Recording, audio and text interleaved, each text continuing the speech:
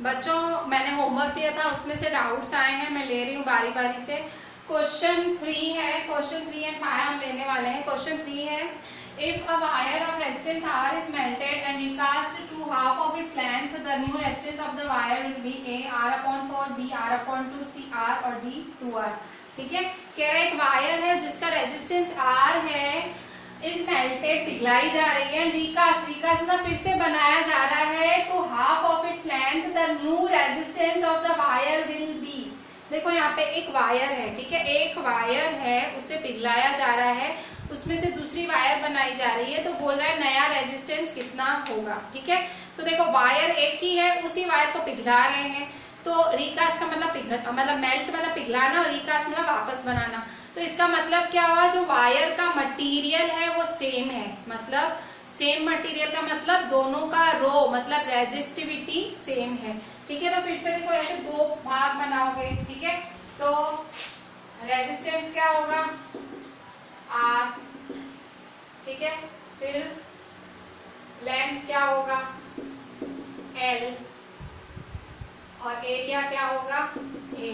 ठीक है, और ठीक है यहाँ पे भी ऐसे, फिर रिकास्ट मतलब रेजिस्टेंस क्या होगा न्यू में न्यू, रेजिस्टेंस क्या होगा R डैश, लेंथ क्या होगा L डैश, एरिया क्या होगा A डैश। ठीक है, दोनों में रेजिस्टिविटी सेम रहेगी। ठीक है, रेजिस्टिविटी फॉर्मूला क्या है, R is rho L upon A। ठीक है, तो रो को वो बनाओ सब्जेक्ट ऑफ द इक्वेशन, तो therefore rho is equal to R A upon N। ठीक है, इसको 1 दे दो। ठीक है, अच्छा अब यहाँ देखो ये वाला नया है। अब देखो if a wire of resistance R is melted, जो रेजिस्टेंस R है उसे मेल्ट किया जाता है, recast half of its length. ठीक है, देखो अब बात समझो, अच्छे से समझो, एक वायर है उसे पिघलाया जा रहा है। ठीक है, ये वायर है, इस वायर को मैं पिघला रही हूँ। ठीक है, पिघलाने के बाद मेरे को जो मतलब ये जो पिघलाया मैंने क्या किया, पिघला के फिर मैंने कहा ये बहुत पतली वायर है, मैं थोड़ी सी मोटी बना लेती हूँ। ठीक है, तो मैंने इस वायर को पिघलाने के बाद इतना पिघलाने के बाद इसी में से मैंने ऐसी वायर बना ली। ठीक है, मैंने पिघलाने के बाद ऐसी ही वायर बना ली। ठीक है, मतलब मैंने देखो वस्तु तो वही यूज की, मैंने चीज वही यूज की, मटेरियल वही यूज किया, उसका मतलब रो सेम है। ठीक है, मैंने मटेरियल वही यूज किया। अब मैंने क्या किया, लेंथ क्या थी, लेंथ सारी थी, मैंने लेंथ क्या कर दी, आधी कर दी, लेंथ क्या हो गई आधी। ठीक है, और एरिया, इसे एरिया कहा जाता है, ये एरिया है, ये एरिया है। अगर मैंने लेंथ आधी की तो एरिया क्या हो गया डबल, एरिया क्या हुआ डबल। ठीक है, मैम आप ये क्या कर रहे हो, बेटा मैं कॉमन सेंस यूज कर रही हूँ, I am using my common sense. क्या कि भाई लेंथ थी और लेंथ आधी हो गई तो ऑब्वियसली एरिया बढ़ेगी ना, लंबाई कम कर रहे हो तो चौड़ाई तो बढ़ेगी ना, डबल होएगी ना। तुम लेंथ आधी कर रहे हो, तुम आधा काट रहे हो, तुम मटेरियल फेंक भी नहीं रहे हो, वही मटेरियल यूज कर रहे हो, तो एरिया तो बढ़ेगी ना, डबल होएगी ना।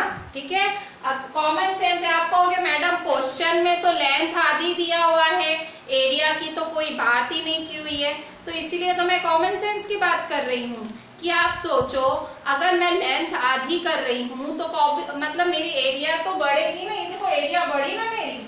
ठीक है, तो मेरी लेंथ आधी हुई तो एरिया बढ़ गई।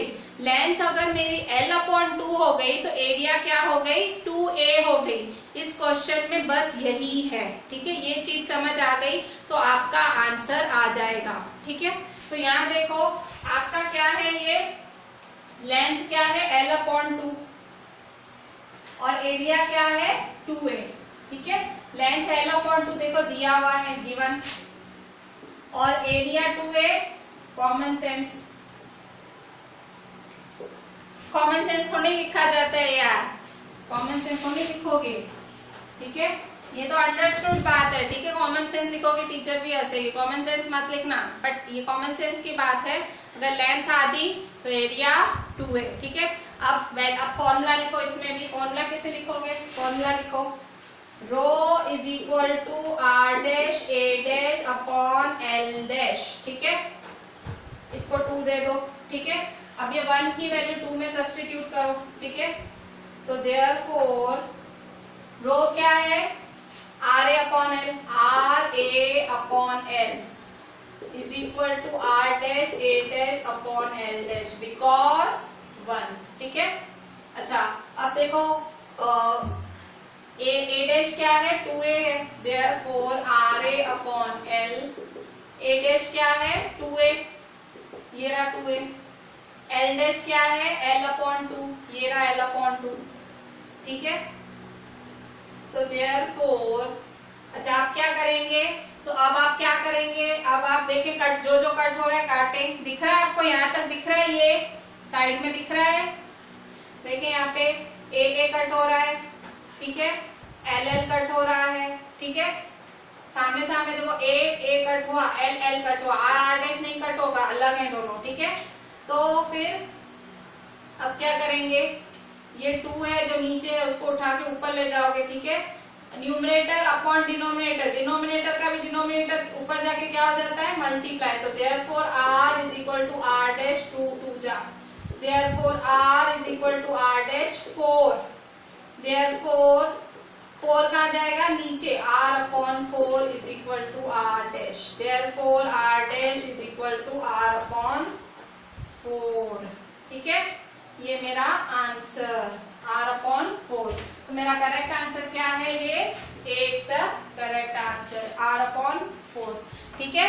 बस इस चीज में यही लॉजिक था कि लेंथ आधी हुई तो एरिया डबल, आप लेंथ l अपॉन 2 जरूर ले रहे होंगे, मैंने कल सिखाया था, पर आपने एरिया को 2a नहीं लिया होगा क्योंकि मैंने सिखाया नहीं था, पर मैं कह रही हूँ ये सोचनी थी बात आपको, ठीक है, एरिया को डबल लेना था 2a, ठीक है।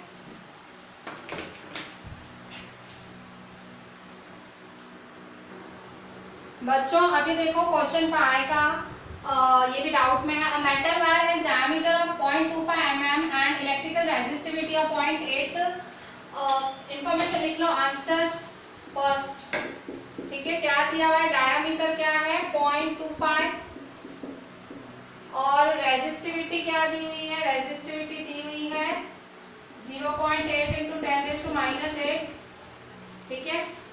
और रेजिस्टेंस क्या है, रेजिस्टेंस क्या है 5 ओम, रेजिस्टेंस 5 ओम। लेंथ फाइंड करनी है, क्या फाइंड करना है, लेंथ, ठीक है। पहले वाले में ऐसे करना है, मैंने जगह क्यों छोड़ी है, डायामीटर को पहले मैं, डायामीटर है मेरा, ठीक है, फर्स्ट डायामीटर क्या है मेरा 0.25 mm, ठीक है। इसको रेडियस, तो रेडियस क्या होता है, radius is equal to diameter upon 2 is equal to 0.25 upon 2, ठीक है। 0.25 अपॉन 2 क्या होता है, करते हैं 2 0.25, 0 का 0 2 1 जा 2, 5 नीचे 2 2 जा 4, 1 नीचे 2 5 जा 10, तो 0.125 mm, ठीक है, 0.125 mm, ठीक है।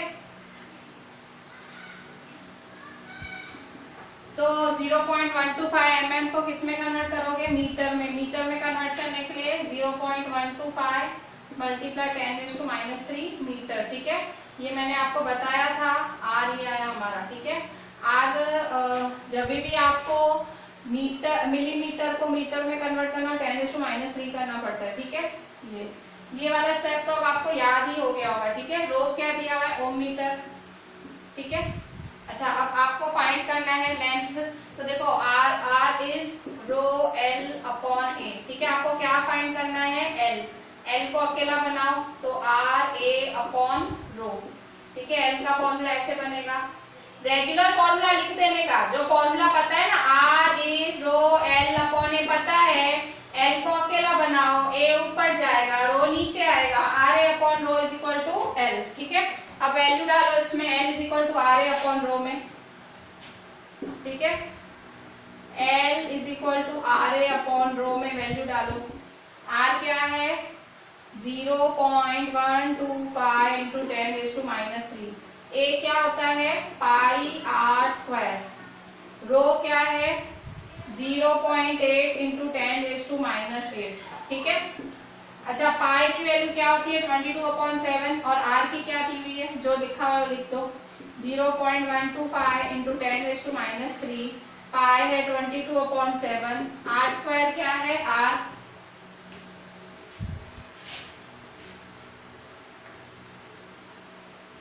ये आर की वैल्यू ये स्मॉल आर है, ये मिक्स कर दिया मैंने, ये रेडियस है स्मॉल आर आया है, स्मॉल आर, ठीक है। ये कैपिटल आर रेजिस्टेंस है, ठीक है। तो आर एक क्या होता है pi R square upon rho, capital R मतलब रेजिस्टेंस, स्मॉल आर मतलब रेडियस, मैंने मिक्स कर दिया। आर है 5 ओम, पाई है 22/7, आर का स्क्वायर, आर क्या है 0.125 इंटू 10⁻³ का स्क्वायर, 0.125 इंटू 10⁻³ का square upon R pi R square upon rho, rho क्या है रो, कहाँ गया रो, ये रहा 0.8 इंटू 10⁻⁸, 0.8 इंटू 10⁻⁸, ठीक है। सॉल्व करो, 5 इंटू 22/7 इंटू 0.125 दो बारी है और ये भी दो बारी है, ठीक है। 0.125 इंटू 0.125 इंटू 10⁻³ इंटू 10⁻³ दो बारी है ना, दोनों स्क्वायर मतलब, ठीक है। अपॉन 0.8 इंटू 10⁻⁸, ठीक है। अच्छा अब यहाँ देखो 5 इंटू 22/7, अच्छा अब यहाँ देखो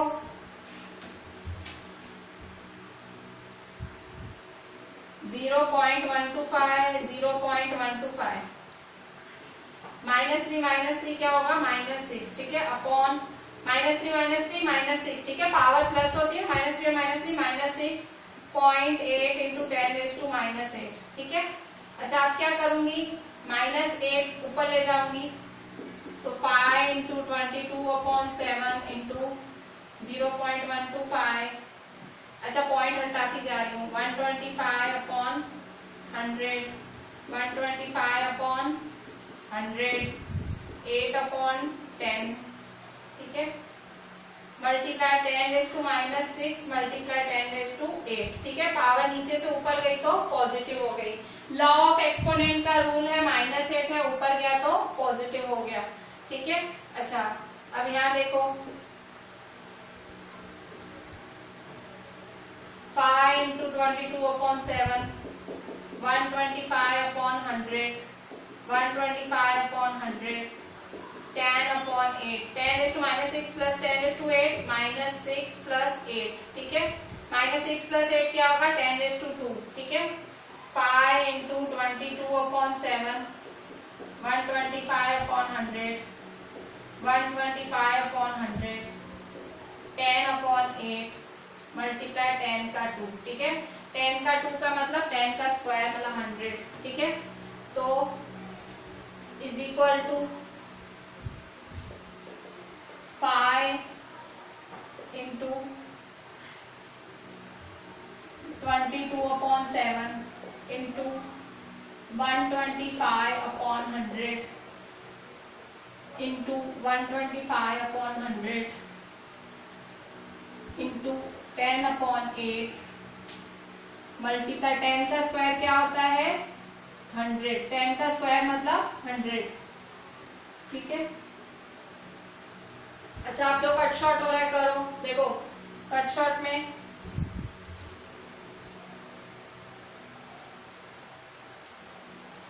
में देखो 100 के साथ 100 गया, ठीक है, 0 के साथ 0 गया, ठीक है। 5 2 जा 10, 5 1 जा 5, 2 1 जा 2, 11 जा, ठीक है। और हो रहा है नहीं हो रहा है, ठीक है। अब मल्टीप्लाई करेंगे किस किस को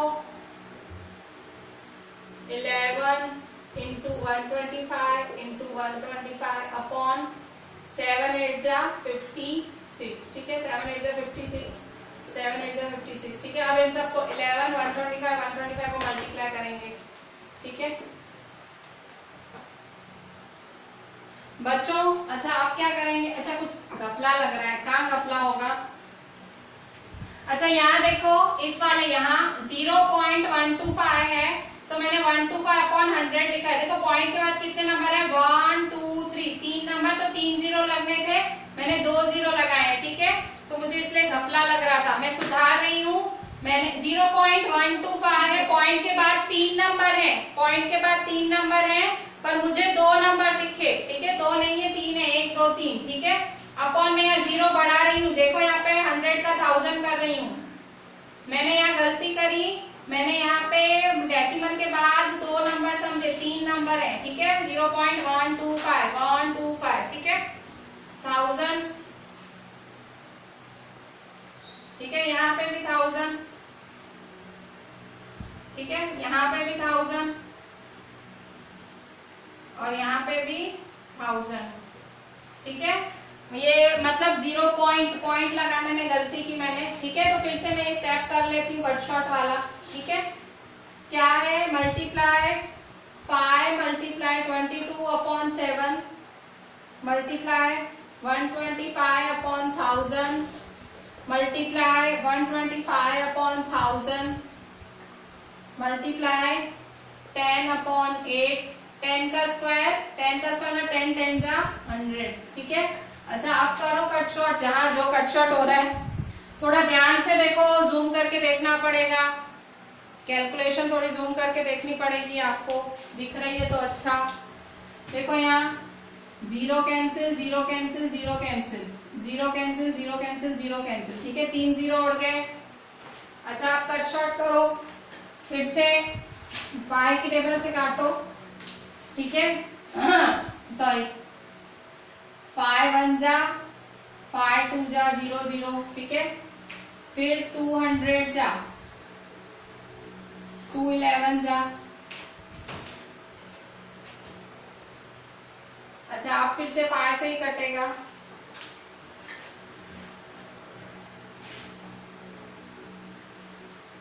5 2 जा 10, 0 का 0, 5 2 जा 10, 5 5 जा 25, 5 4 जा 20, 5 5 जा 25, ठीक है।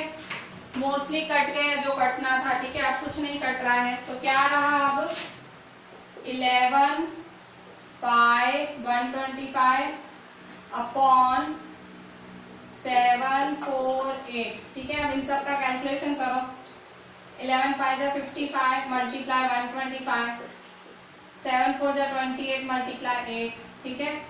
125 को 55 से करते हैं, ठीक है। 125 को 55 से कहाँ कर रही हूँ, यहाँ करती हूँ, ठीक है। 125 को 55 से कर रही हूँ, यहाँ रफ करती हूँ। 125 को 55 से 5 5 जा 25, 5 2 जा 10 11 12, 5 1 जा 5 6, 5 5 जा 25, 5 2 जा 10 11 12, 5 1 जा 5 6, 5 7 8 6 8 7 5 6 8 7 5 इज द आंसर। आपका आ रहा है, आप लोग भी ट्राई करें साथ में। किया आपने 125 को 55 से मल्टीप्लाई करें, 6 8 7 5 आ रहा है आप लोग का, 6 8 7 5 आया होगा, ठीक है। 6 8 7 5, ठीक है। अब 28 को 8 से करें, 28 को 8 से करें, 28 8 जा, ठीक है। 28 8 जा करें, 8 8 जा 64, 8 2 जा 16, 17 18 19 20 21 22 224 आया, 224, ठीक है। अब डिवाइड करो 6 8 7 5 को 224 से, ठीक है। 6 8 7 5 को 224 से डिवाइड करेंगे, ठीक है। डिवाइड 224 6 8 7 5, ठीक है। 224 की टेबल में 6 8 7 कब आता है, 224 की टेबल में 6 8 7, तो हाँ करूँ, यहाँ कर लेती हूँ रफ, ठीक है। यहाँ रफ कर लेती हूँ मैं, जहाँ जहाँ जगह बच्ची है वहां कर रही हूँ। अब क्या करूँ, जगह नहीं है मेरे पास। 224 को 3 से करो, 3 4 जा 12, 3 2 जा 6 7, 3 2 जा 6 6 72, 3 4 जा 12, 3 2 जा 6 7, 3 2 जा 6 6 72, 224 3 जा 6 72, ठीक है। अच्छा 7 में से 2 गए 5, 8 में से 7 गए 1, ठीक है। 5 को नीचे उतारा, 224 की टेबल में 155 आएगा? नहीं आएगा। क्यों? 155 क्या है? छोटा है। ठीक है, तो क्या लगेगा? 0 लगेगा। ठीक है, नहीं लग रहा है। अब क्या करूंगी, मतलब ये नीचे उतर के तो भी कुछ नहीं हुआ तो 0 लगा। अच्छा, अब आगे तो बढ़ना पड़ेगा ना, यहाँ पॉइंट लगा दूंगी और 0। ठीक है, अब 1550 224 की टेबल में कब आएगा? 224 की टेबल में 6 टाइम्स ट्राई करो। 6 4 जा 24, 6 2 जा 12, 13 14, 6 2 जा 12 13, 1 3 4 4, 224 7 जा भी कर लेते हैं। 7 4 जा 28, 7 2 जा 14 15 16, 7 2 जा 14 15, 1 5 ऊपर हो गया। ठीक है, 6 4 जा 24, 6 2 जा 13 14, 6 2 जा 12 13, तो 1 3 4 4, 224 6 जा 1 3 4 4 माइनस। ठीक है, 10 में से 4 गए 6। ठीक है, 4 में से 4 गए 0 और 5 में से 3 गए 2। ठीक है, अच्छा आप क्या करेंगे? 206। अब देखो एक डेसिमल लग गया है ना ऑलरेडी, तो अब तुम ऑटोमेटिक 0 लगा सकते हो। ठीक है, डेसिमल लग जाता है तो ऑटोमेटिक 0 लगता है। ठीक है, 2060 कब आएगा?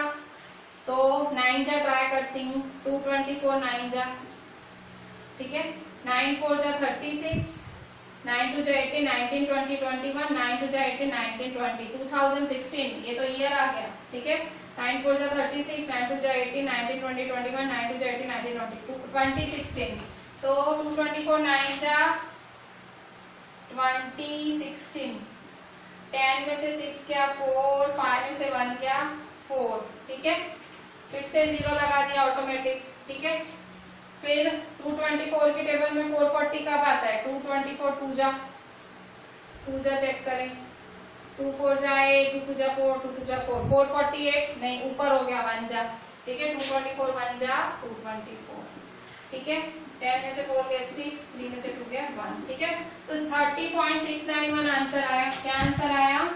30.691। ठीक है, मैं हमें 2 डेसिमल तक लिखा जाता है, मैं 2 डेसिमल तक लिखूंगी यहाँ तक। तो ये देखो ये अगला वाला 5 से छोटा है तो 30.69 ही रहेगा। ठीक है, अगर ये 5 से बड़ा हो जाता में 70 हो जाता, पर क्योंकि ये 5 से छोटा है तो 69 ही रहा, तो 30.69 metre is the final answer. ध्यान से देखो कैलकुलेशंस, मतलब ये वाला सम इस चैप्टर में एक्सपेक्ट कर सकते हो, इसमें कैलकुलेशंस ही है। ठीक है, फर्स्ट पार्ट में कंप्लीट कैलकुलेशन है, आपका सारा कैलकुलेशन है। ठीक है, कैलकुलेशन एकदम ध्यान से देखो, देख लो।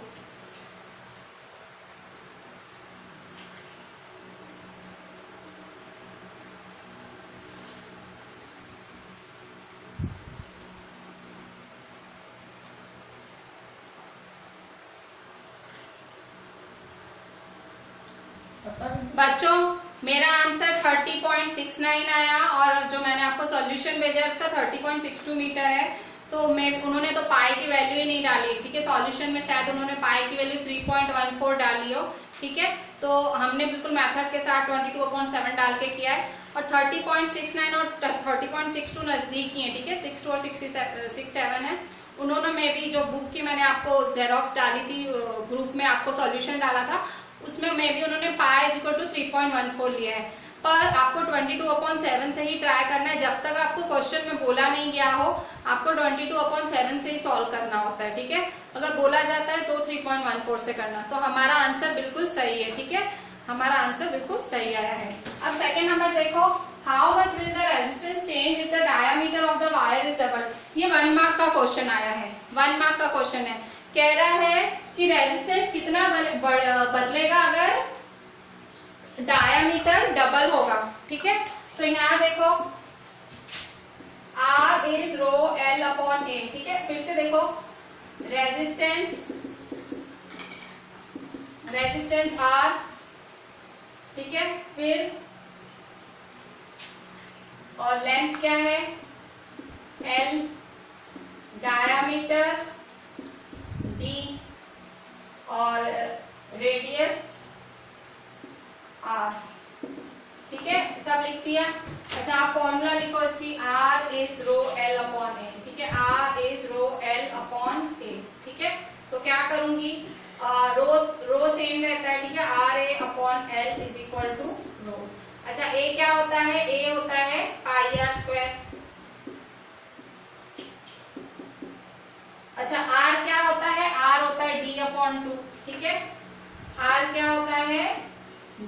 1/2 L, ठीक है। तो therefore R pi d square क्या है, d स्क्वायर अपॉन 4, मतलब d का भी स्क्वायर 2 का भी square upon L is equal to rho, ठीक है। तो therefore ये डिवाइड में तो इधर आ जाएगा, तो रो पाई d स्क्वायर अपॉन 4L, ठीक है। तो ये एक केस हुआ आपका, क्या आया, therefore rho is equal to R pi d square upon 4L, ठीक है। बॉक्स बनाओ, इसको 1 दे दो, ठीक है। अच्छा अब केस 2 लिखो, केस 2 में क्या बोल रहा है ये, मतलब कंडीशन क्या दे रहा है, डायामीटर क्या है, डबल हो गया, डायामीटर क्या हो रहा है, डबल हो गया। तो डायामीटर डबल हो गया तो इसकी जगह क्या कर देंगे, 2d कर देंगे, ठीक है। Rho is equal to R pi d की जगह क्या हो जाएगा, 2d, ठीक है। देखो रेजिस्टेंस R है, R डैश, ठीक है। लेंथ क्या है, लेंथ तो L ही है, लेंथ के बारे में तो कुछ बोला ही नहीं है इसने, ठीक है। डायामीटर क्या है, डायामीटर 2d हो गया है, ठीक है। तो अब आप क्या करोगे, देखें यहाँ पे, ठीक है। तो यहाँ देखो आपका जो लेंथ है वो L ही है, ठीक है। लेंथ L डैश, मतलब लेंथ आपका जो L डैश है वो तो L ही है। डायामीटर है, डायामीटर आपका D डैश है, ठीक है। तो यहाँ देखो अब आप इसके लिए भी फॉर्मूला लिखो, जैसे इसके लिए लिखी, तो rho is equal to R dash pi D dash square upon 4L dash, ठीक है।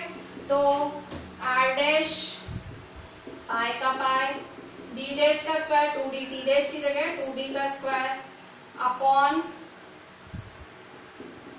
4L डैश है, L डैश तो L ही है आपका, ठीक है। अच्छा ये value therefore rho is equal to, ठीक है। तो therefore rho is equal to R dash pi 2 का स्क्वायर 4d का स्क्वायर d स्क्वायर, ठीक है, 4L, ठीक है। अब रो की वैल्यू यहाँ डाल दो, therefore R pi d square upon 4L is equal to R dash pi 4d square upon 4L, ठीक है। अब कट शॉर्ट करो, जो जो कैंसिल हो रहा है, देखो यहाँ पे पाई पाई कैंसिल हो रहा है और d स्क्वायर कैंसिल हो रहा है, ठीक है। 4L कैंसिल हो रहा है, ठीक है। तो क्या रहा, देखो सामने सामने पाई पाई, सामने सामने d स्क्वायर, सामने सामने 4L, ठीक है। तो क्या रहा, therefore R is equal to R dash 4, ठीक है। R is equal to R dash 4, तो therefore R डैश को अकेला बनाओ तो 4 नीचे आएगा, तो R upon 4 is equal to R dash, तो therefore R dash is equal to R upon 4, ठीक है।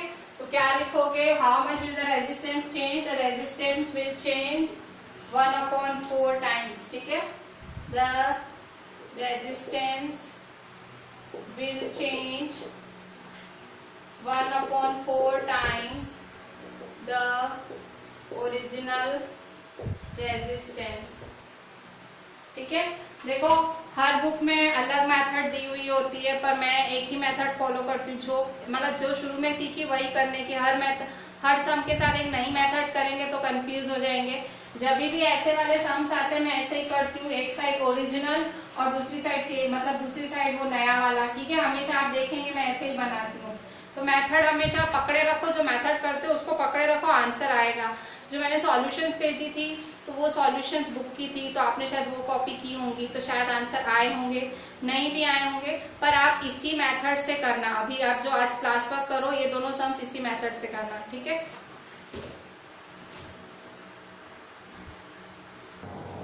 बच्चों आपने देखो अभी तक इतने सारे टॉपिक पढ़े, आपने करंट पढ़ा, चार्ज पढ़ा, करंट पढ़ा, फिर आपने रेजिस्टेंस पढ़ा, रेजिस्टिविटी पढ़ा, ठीक है। अब एक नया टॉपिक है जो है कॉम्बिनेशन ऑफ रेजिस्टेंसेस, ठीक है। ये भी एक इम्पॉर्टेंट टॉपिक है, डेरिवेशन में बहुत आता है, डेरिवेशन मतलब डिराइव में बहुत आता है, ठीक है। कॉम्बिनेशन ऑफ रेजिस्टेंसेस आता है बहुत, ठीक है। इसका मतलब क्या हुआ, रेजिस्टेंस का मतलब क्या होता है, जब आप देखो रेजिस्टर आपने पढ़ा था, रेजिस्टर R से आप डिनोट करते हो। पर कभी अगर ऐसा हो कि सर्किट में एक से ज्यादा रेजिस्टेंसेस लगे तो क्या होगा, उसे कहा जाता है कॉम्बिनेशन ऑफ रेजिस्टेंसेस। मतलब जब आप सर्किट में, वैसे सर्किट में कितना आप एक ही रेजिस्टेंस लगाते हो, रेजिस्टर लगाते हो, पर कभी अगर आपने एक से ज्यादा रेजिस्टर लगाया तो कैसे कैसे लग सकता है। तो देखो कॉम्बिनेशन ऑफ रेजिस्टेंस मतलब किस किस तरह से आप रेजिस्टर्स को कंबाइन कर सकते हो अगर बहुत सारे हैं। तो दो तरीके हैं, या तो रेजिस्टर्स इन सीरीज कर सकते हो या रेजिस्टर्स इन पैरेलल। ठीक है, या तो आप सीरीज कनेक्शन कर सकते हो या पैरेलल कनेक्शन। सीरीज मतलब सीधा, पैरेलल मतलब ऊपर होता है। ठीक है, तो या तो आप सीरीज में संलग्न कनेक्ट कर सकते हो या पैरेलल। तो there are two type of combination of resistances, दो तरह के कॉम्बिनेशन ऑफ रेजिस्टेंसेस होते हैं। पहला है कनेक्शन इन सीरीज या रेजिस्टर्स इन सीरीज। ठीक है, रेजिस्टर्स अगर सीरीज में लगाए जाए तो कैसे लगेंगे। तो देखो ये है हमारा सर्किट डायग्राम। ठीक है, इस रेजिस्टर्स इन सीरीज, देखो मैंने ये 3 रेजिस्टर्स लिए हैं, R1, R2, R3। ये मेरी बैटरी, ये मेरा प्लग की, ये मेरा एमीटर। ठीक है, अच्छा अब मैंने क्या किया, तो मैंने क्योंकि 3 रेजिस्टेंसेस लगाए हैं तो देखो यहाँ से मेरा वोल्ट निकला, बैटरी से क्या निकला, मेरा वोल्ट निकला। तो मेरा वोल्ट गया तो R1 के पास गया तो R1 में मेरा वोल्ट डिवाइड हो गया, मतलब V1। फिर मेरा वोल्ट R2 के पास गया, वहां डिवाइड हो गया। फिर मेरा वोल्ट R3 के बाद डिवाइड हो गया। इसका मतलब क्या हुआ, जो वोल्ट था, जो बैटरी का वोल्टेज होता है, पावर होता है, वो हर रेजिस्टेंस में डिवाइड हो जाता है अगर वो सीरीज कनेक्शन है। ठीक है, वोल्ट निकला था V बन के, पर इसने अपना वोल्ट ले लिया, इसने अपना लिया, इसने अपना लिया। ठीक है, हर किसी को पर्सनल वोल्टेज चाहिए। ठीक है, R1 में। पर सीरीज में सीरीज की खासियत क्या है, पर current throughout the circuit same रहता है। ठीक है, जैसे यहाँ करंट निकला तो करंट जब निकलेगा, यहाँ आई है, इसमें जाएगा तो भी आई होगा, इसमें जाएगा तो भी आई होगा, यहाँ होगा तो भी I. Current throughout the circuit same होता है। मैडम ऐसा क्यों, बेटा अब है तो है। ठीक है, मतलब मैंने आपको एक बात बता दी कि भाई वोल्ट है, यहाँ से वोल्ट बैटरी है, बैटरी वोल्टेज छोड़ रही है तो वोल्ट निकल रहा है, तो हर रेजिस्टेंस अपना अपना वोल्टेज ले रहा है, हर वोल्टेज अपना अपना, हर रेजिस्टर अपना अपना वोल्ट ले रहा है, डिवाइड हो रहा है। वोल्ट क्या हो रहा है, डिवाइड हो रहा है। ठीक है, जो V वोल्ट था वो V1, V2, V3 में डिवाइड हो गया। ठीक है, पर जो करंट, ये सीरीज की मतलब ये सीरीज कनेक्शन का एक पॉइंट है कि सीरीज कनेक्शन में the current in the circuit through out remains the same. ठीक है, जो करंट का फ्लो थ्रू आउट होता है वो सेम होता है सीरीज कनेक्शन में। ठीक है, और अगर देखो ये मैंने आपको बताया सीरीज कनेक्शन है। ठीक है, अच्छा अगर अब मैं सोचूं, मैं क्या सोच रही हूँ कि इन तीनों की जगह R1, R2, R3 की जगह मैं इफेक्टिव रेजिस्टेंस लगा रही हूँ, मैं एक रेजिस्टेंस लगाना चाह रही हूँ, तीनों को हटा के मैं इफेक्टिव रेजिस्टेंस लगा रही हूँ। तो ये देखो मैंने इफेक्टिव रेजिस्टेंस लगाया, तीनों को हटा दिया। ये मेरा RS, मैंने नाम क्या दिया, RS, क्योंकि सीरीज कनेक्शन है ना तो RS मैंने नाम दिया। ठीक है, अच्छा तो यहाँ से मेरा वोल्ट निकला, मेरा वोल्ट निकला, तो अभी तो वोल्ट एक ही होना है। ठीक है, एक ही वोल्ट होना है मेरा। ठीक है, क्योंकि वोल्ट तो एक ही है। देखो तो मतलब अगर मैं यहाँ नहीं बनाऊंगी तो भी चलेगा, क्योंकि ये वोल्ट है ही ना, मैं ये नहीं बनाऊंगी तो भी चलेगा। ठीक है, मैं आपको दिखाने के लिए बता रही हूँ, क्योंकि ये वोल्ट ऑलरेडी है, क्योंकि यही वोल्ट जाएगा। ठीक है, इसमें भी current through out same flow होगा। ठीक है, तो देखो 2 डायग्राम्स बनेंगे। अगर आपको ऐसा आता है what is resistor in series, derive the formula for it. ठीक है, डेरिवेशन आता है। तो देखें यहाँ पे पहले तो ये कनेक्शन आप समझाओगे कि भाई ये रेजिस्टेंस है, 3 रेजिस्टर है, R1, R2, R3, हर रेजिस्टर अपना वोल्टेज अलग मांग रहा है, पर करंट थ्रू आउट सेम है, करंट हर किसी के पास एक है। अगर 3 रेजिस्टर हटा के मैंने एक इफेक्टिव रेजिस्टेंस डाल दिया तो वो V वोल्ट तो V है, करंट I है। ठीक है, तो ये मेरे 2 फिगर बनेंगे। ठीक है, दूसरा फिगर क्यों बना, मैंने तीनों रेजिस्टेंस को हटा के एक रेजिस्टेंस कर दिया।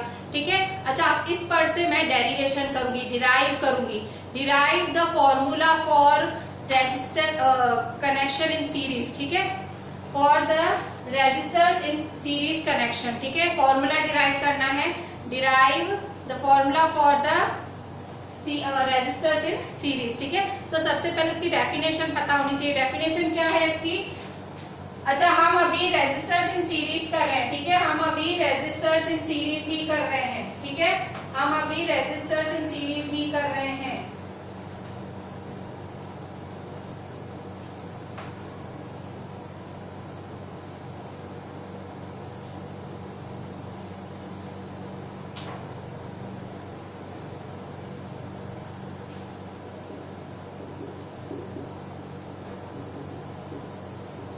ठीक है, अभी फिलहाल हम रेजिस्टर इन सीरीज ही कर रहे हैं, रेजिस्टर्स इन पैरेलल अभी नहीं कर रहे हैं, हम अभी रेजिस्टर इन सीरीज कर रहे हैं, रेजिस्टर्स इन सीरीज। ठीक है, यहाँ शुरुआत क्या की मैंने, कॉम्बिनेशन ऑफ रेजिस्टेंसेस टॉपिक का नाम है। दो तरह से रेजिस्टेंसेस हो सकते हैं, या तो सीरीज में या तो पैरेलल में।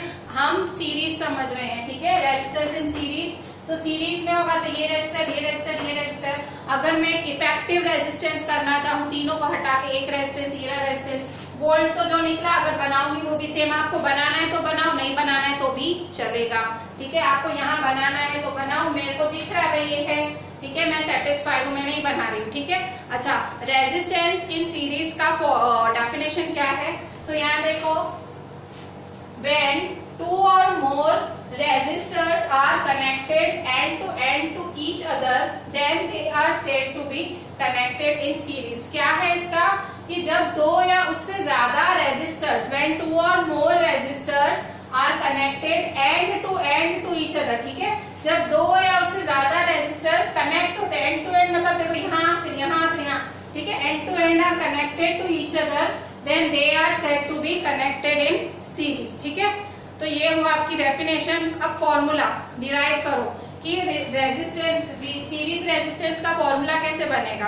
ठीक है, तो सबसे पहली चीज आपने क्या नोट किया कि इसमें जो वोल्टेज है वो डिवाइड हो गया। देखो ये वोल्टेज है ना, V किस में डिवाइड हुआ, V1, V2, V3। ठीक है, वोल्टेज डिवाइड हो गया। ये दो फिगर जरूर जरूर जरूर बनानी है। डेरिवेशन पूछा है एग्जामिनर में, आप खाली लिख के आ जाओगे, कोई मार्क्स नहीं देगा आपको। ये दो फिगर्स बहुत जरूरी बनानी है। ठीक है, तो यहाँ देखो, यहाँ पे डेरिवेशन कैसे करोगे। ठीक है, तो देखो, फ्रॉम द फिगर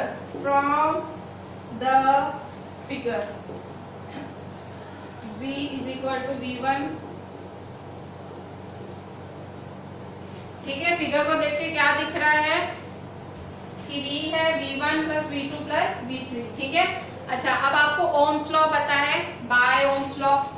ठीक है, बाय ओम्स लॉ, इसको 1 दे दो।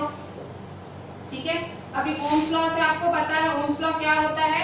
Ohms law V is equal to IR. ठीक है, तो इस पे भी ओम्स लॉ लगाओ, V is equal to IR. इस पे भी ओम्स लॉ लगाओ, V1 पे, V1 is equal to I R1। देखो V1 पे क्या रेजिस्टेंस है, R1 है। फिर V2 is equal to I R2, V3 is equal to I R3। ठीक है, और V पे क्या रेजिस्टेंस है, V पे RS है, तो ये S। ठीक है, तो इस तरह से ये है। अब सबकी वैल्यूज, ठीक है, ये 2, 3, 4, 5, ये सारी 2, 3, 4, 5 वैल्यू इक्वेशन 1 में डालो। तो बाय इक्वेशन 1 क्या है, V is equal to V1 plus V2 plus V3। ठीक है, V की जगह क्या लिखूंगी, IRS। ठीक है, IRS। ठीक है, V1 की जगह क्या लिखूंगी, IR1। ठीक है, IR1। V2 की जगह IR2। ठीक है, V3 की जगह IR3। ठीक है, क्या किया मैंने, पहले तो फिगर के हिसाब से, फिगर में जो हुआ मैंने वो लिखा। फिगर में क्या हुआ, potential difference V1, V2, V3 potential difference में डिवाइड हुआ, मैंने वो लिखा, V is equal to V1 plus V2 plus V3। इसके बाद मैंने ओम्स लॉ लगाया। ओम्स लॉ तो मुझे पता है, ओम्स लॉ मैंने हर मतलब इस पे भी लगाया, इस पे भी लगाया, इस पे भी लगाया, इस पे भी लगाया। क्यों लगाया मैडम, बेटा डेरिवेशन करना है, फॉर्मूला निकालना है। हाथ पे हाथ धरे बैठी रहूंगी तो क्या होगा, ठीक है, निकालना करना पड़ेगा ना, कुछ तो जुगाड़ जुगाड़ जुगाड़ करना पड़ेगा। आंसर जो लाना है मुझे डेराइव करना है, तो क्या करूंगी, तो मैंने क्या किया, देखो B is equal to IRS, ठीक है, B is equal to IRS, V1 is equal to IR1, V2 is equal to IR2, V3 is equal to IR3। मुझे ओम्स लॉ आता था, मैंने अप्लाई कर दिया। अब चारों को इसमें सबमिट करो, चारों को इसमें पुट करो, ठीक है, सबमिट नहीं सब्स्टिट्यूट, ठीक है, सब्स्टिट्यूट करो। B की जगह IRS, V1 की जगह IR1, V2 की जगह IR2, V3 की जगह IR3, ठीक है, आपने डाला, सब में क्या करा आपने, वैल्यूज डाल दी। अब वैल्यूज डालने के बाद आप क्या करोगे, ये रहे आपका सामने, ठीक है, क्या है, क्या दिख रहा है, IRS is equal to IR1 plus IR2 plus IR3, ये दिख रहा है, ठीक है। अच्छा अब क्या करेंगे, फिगर जाने दूं, फिगर तो रहने देती हूँ, ठीक है, ये मिटा रही हूँ सारा, फिगर नहीं जाने देती, फिगर रहने देती हूँ। यहाँ मेरी जगह कम पड़ी है, मैं यहाँ ऊपर लिख रही हूँ, देखो यहाँ पे therefore IRS is equal to, देखो IR1 plus IR2 plus IR3, तीनों में कॉमन क्या है, IR1 plus IR2 plus IR3 में कॉमन क्या है, I कॉमन है, I अंदर क्या होगा, R1 plus R2 plus R3, तीनों में कॉमन क्या है, I कॉमन है, तीनों में क्या कॉमन है, I कॉमन है, मैंने निकाल लिया, कॉमन है तो निकाल लो ना यार, क्या करना है अंदर रख के, ठीक है। अच्छा I कॉमन निकाला तो क्या हुआ, कैंसिल, कट आउट हुआ, I और I कैंसिल, तो क्या रहा, तो therefore RS is equal to R1 plus R2 plus R3, ठीक है। तो ये आपका फॉर्मूला फॉर सीरीज कनेक्शन है कि अगर आप कभी सीरीज में कनेक्ट करते हो और आप सारे रेजिस्टेंसेस को हटा के एक इफेक्टिव रेजिस्टेंस डालते हो, तो जो आपका जो नया इफेक्टिव रेजिस्टेंस है वो सारे रेजिस्टेंसेस के टोटल के बराबर होगा, ठीक है। The new effective resistance will be the sum of the different resistors, ठीक है, जो भी अलग अलग रेजिस्टर्स हैं सबका टोटल होगा, ठीक है। तो ये आपकी फॉर्मूला है, बहुत इंपॉर्टेंट फॉर्मूला है, डेरिवेशन में आता है, डायरेक्ट पूछ लेते हैं, derive RS is equal to R1 plus R2 plus R3 plus dot dot dot RN, ऐसे पूछ लेते हैं, या तो पूछ लेते हैं यही सीरीज कनेक्शन का टॉपिक डाल देंगे, ठीक है, या तो द सम ऑफ, ऐसा भी जो मैंने बोला कि resistance is the sum, resistance in series is the sum of, ठीक है भाई, सम ऑफ रेजिस्टर्स, कुछ ऐसे भी पूछ सकते हैं, ऐसे ट्विस्ट करके दो तीन तरह से पूछ सकते हैं, पर सीरीज वर्ड दिख जाए, सीरीज वर्ड दिख जाए तो यही है फॉर्मूला, क्या है, RS is equal to R1 plus R2 plus R3, ये फॉर्मूला न्यूमेरिकल्स में फुल यूज होनी है, ठीक है, ये फॉर्मूला न्यूमेरिकल्स में फुल यूज होगी, ठीक है, तो एकदम दिमाग में घुसा लेना। और जो डेरिवेशन है उसके लिए भी बहुत इंपॉर्टेंट है, ठीक है, डेरिवेशन के लिए एक इंपॉर्टेंट क्वेश्चन है, डिराइव रेजिस्टेंस इन सीरीज, ठीक है, derive the formula for resistance in series, बहुत सारे तरीके से आ सकता है, ठीक है, बड़े बच्चे हो थोड़ा ट्विस्ट अब समझो, ठीक है। अच्छा अब यहाँ देखिए RS is equal to R1 plus R2 plus R3, तो ये फॉर्मूला हुआ, ठीक है, सीरीज कनेक्शन का फॉर्मूला हुआ। मैंने पैरेलल कनेक्शन चालू भी नहीं किया, मैंने सिर्फ शुरुआत में नाम बताया, सीरीज एंड पैरेलल कनेक्शन, हम पढ़ रहे हैं सीरीज कनेक्शन और हमने डिराइव किया है सीरीज कनेक्शन का फॉर्मूला। अच्छा अब अगर आप सीरीज में कनेक्ट कर रहे हो, ठीक है, आप सर्किट को सीरीज में कनेक्ट कर रहे हो, सर्किट में बहुत सारे रेजिस्टर्स हैं, तो आप सीरीज में कनेक्ट कर रहे हो, तो सीरीज कनेक्शन क्या अच्छा है, नहीं, उसके दो डिसएडवांटेजेस हैं, disadvantages of series connection, series connection बहुत ज्यादा अच्छा नहीं है, उसके दो डिसएडवांटेजेस हैं, ठीक है, तो उसके लिए हेडिंग डिसएडवांटेजेस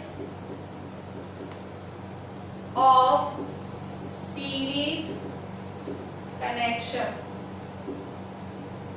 ठीक है, डिसएडवांटेजेस ऑफ सीरीज कनेक्शन। तो इसके डिसएडवांटेजेस क्या हैं? अच्छा, सीरीज कनेक्शन का पहला डिसएडवांटेज देखो और समझो, मैंने इसलिए फिगर रखी थी, मैंने फिगर जाने नहीं दी। देखो अगर मेरा ये रेजिस्टर 1 मेरा फेल हो गया, समझो मेरा रेजिस्टर 1 फेल हो गया, आग लग गई, ठीक है, सर्किट है, आग लग गई, ठीक है, कुछ मैंने मतलब ज्यादा ओवरलोड हो गया करंट के, कुछ भी, तो आग लगी, तो इस पे आग लगी, तो क्योंकि ये सीरीज में ये जुड़ा हुआ है, ये जुड़ा हुआ है, ये जुड़ा हुआ है, तो इस पे भी आग लगेगी, इस पे भी आग लगेगी, मतलब मेरा पूरा सर्किट फेल हो जाएगा, सीरीज कनेक्शन का ये डिसएडवांटेज है। क्या डिसएडवांटेज है? If one resistor fail the whole circuit fails. ठीक है, अगर एक रेजिस्टर खराब हो जाता है तो आपका पूरा कनेक्शन, पूरा सर्किट खराब हो जाता है। सीरीज का ये सबसे बड़ा माइनस पॉइंट है। ठीक है, और दूसरा माइनस पॉइंट क्या है? देखो, जैसे मैंने अभी बीच में आपको एक सम करा था, न्यूमेरिकल कराया था, अगर आपकी थोड़ी याददाश्त अच्छी है, एक इलेक्ट्रिक बल्ब और हीटर वाला न्यूमेरिकल आया था। इलेक्ट्रिक बल्ब का मेरे ख्याल से आंसर आया था 0.18 करंट, कुछ ऐसा आया था। हीटर का मुझे याद नहीं है, पर बड़ा आंसर था 2 पॉइंट के 3 पॉइंट समथिंग था। ठीक है, मुझे याद नहीं है। तो देखो यहाँ पे जो बल्ब कितना करंट मांग रहा है? 0.18। हीटर कितना करंट मांग रहा है? 2 पॉइंट, 3 पॉइंट, इस तरह से करंट मांग रहा है आपका हीटर। अब सीरीज कनेक्शन में समझो यहाँ मेरा बल्ब है, समझो ये रेजिस्टर मेरा बल्ब है और ये रेजिस्टर मेरा हीटर है। सीरीज कनेक्शन क्या बोलता है कि मैं करंट सेम दूंगा थ्रू आउट। करंट क्या है? करंट भाई यहाँ पे भी यह आएगा, यहाँ पे भी यह है, करंट भाई सबको सेम मिलेगा। अब बल्ब को भी इतना ही करंट दोगे, हीटर को भी इतना ही करंट देंगे, तो कैसे चलेगा? ठीक है, तो ये दूसरी माइनस पॉइंट है सीरीज कनेक्शन की। सीरीज कनेक्शन में क्योंकि हर अप्लायंस अपना अलग अलग करंट मांगता है। ठीक है, और सीरीज कनेक्शन में थ्रू आउट करंट सेम रहता है, थ्रू आउट करंट सेम रहता है। ठीक है, डिफरेंट नहीं मांगता है। तो यहाँ अगर बल्ब होगा, यहाँ हीटर होगा, हीटर को ज्यादा करंट चाहिए, बल्ब को थोड़ा चाहिए, तो एक तो मेरा करंट का वेस्टेज होगा, ऑब्वियसली करंट का वेस्टेज होगा, और मतलब फिर इस तरह से वो भी मतलब एक फेल जैसा ही हुआ ना, सर्किट सही नहीं रहेगा मेरा। ठीक है, तो इस तरह से ये दो डिसएडवांटेजेस हैं। ठीक है, ये दो डिसएडवांटेजेस आपकी एनसीईआरटी में लिखे हुए हैं।